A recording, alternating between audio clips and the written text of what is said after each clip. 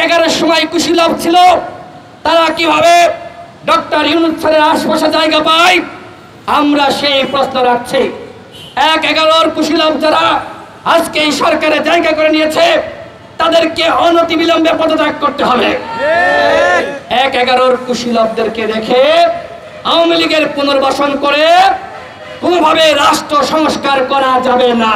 তিনি বাংলাদেশের মানুষের জন্য মহান আল্লাহ রাব্বুল আলামিনের আশীর্বাদ। তার বক্তব্য আন্তর্জাতিক নেতারা, এমনকি প্রেসিডেন্ট বাইডেন, সে তার বক্তব্য মুগ্ধ হয়ে শোনে। আমরাও তার বক্তব্য শুনে অত্যন্ত অনুপ্রেরণা পাই।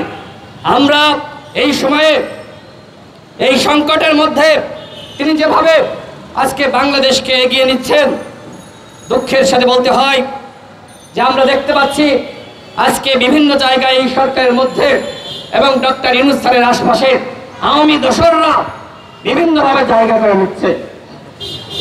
আপনারা দেখেছেন 56টি জেলায় যে ডিসি নিয়োগ হয়েছে, এরা কারা? এরা আওয়ামী লীগের তালিকার। আওয়ামী লীগের আমলে এরা সুবিধা পেয়েছে, আওয়ামী লীগের আমলে এরা প্রমোশন পেয়েছে। আমরা প্রশ্ন রাখতে চাই, কিভাবে আওয়ামী লীগের তালিকার ডিসিরা এই সরকারের আমলে নিয়োগ পেল?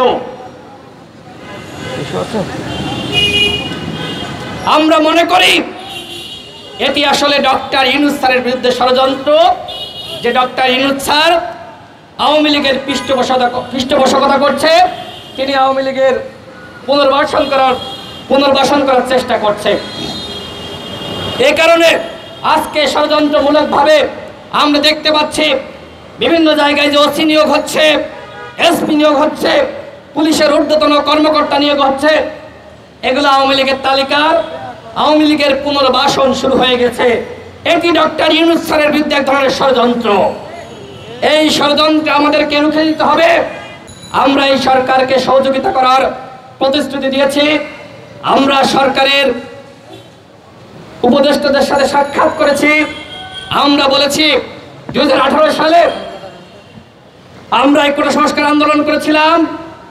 আমরা ওই আন্দোলন সফল করার পরে আমরা ঘোষণা দিয়েছিলাম রাষ্ট্র সংস্কার করতে হবে। আজকে রাষ্ট্র সংস্কার কতটুকু এই সরকার করতে সক্ষম হবে সেটি আমরা এখনো পর্যন্ত জানি না। কারণ বিভিন্ন জায়গায় আমরা দেখতে পাচ্ছি যে আওয়ামী লীগের মাফিয়া, গুন্ডা, সন্ত্রাসী তারা কিছুদিন লুকিয়েছিল, পালিয়েছিল, কিন্তু শেখ হাসিনার যে জন্মদিন হলো, তারা আওয়ামী লীগের কার্যালয়েই শেখ হাসিনার জন্মদিন পালন করেছে। এত বড় গণহত্যা চালালো, 1500 মানুষকে গুলি করে নির্বিচারে হত্যা করলো। আজকে 30,000-এর অধিক মানুষকে আহত করেছে। প্রতিটা দিন আমরা দেখতে পাচ্ছি কেউ না কেউ গুলিবিদ্ধ যারা হাসপাতালে ছিল তারা মারা যাচ্ছে। আজকে এমতো অবস্থায় আবার শেখ হাসিনার জন্মদিন পালন, আওয়ামী লীগের নেতাদেরকে গ্রেপ্তার করা হয় না, মাঝে মাঝে 2-1টা চুনোপুটি ধরে আইওয়াশ করা হয়। আমরা কি এই আইওয়াশ মেনে নিব? আমরা চাই আওয়ামী লীগের 300 এমপি যারা 14 সালে, 18 সালে, 24 সালে নির্বাচিত হয়েছে, সেই আওয়ামী লীগের এমপিদেরকে গ্রেপ্তার করতে হবে। একই সাথে এই অভ্যুত্থানের সময়, অভ্যুত্থানের পরে সেনাবাহিনীর কাছে 626 জন আশ্রয় নিয়েছিল।